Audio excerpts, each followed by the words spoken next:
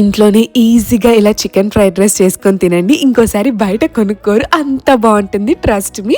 Boneless chicken తీసుకొని ఉప్పు, కారం, పసుపు, ధనియాల పొడి, కొంచెం లెమన్ పిండుకొని, తర్వాత మైదా పిండి, శనగపిండి, అల్లం వెల్లుల్లి పేస్ట్, కొంచెం కర్డ్ వేసుకొని బాగా మిక్స్ చేసి ఫ్రిడ్జ్లో పెట్టేసుకోవాలి. కావాల్సిన వెజ్జెస్ కూడా కట్ చేసి పక్కకు పెట్టేసుకోవాలి. ఒక కడాయిలో ఆయిల్ పోసేసుకొని ఆయిల్ హీట్ అయిన తర్వాత చికెన్ని డీప్ ఫ్రై చేసుకోవాలన్నమాట.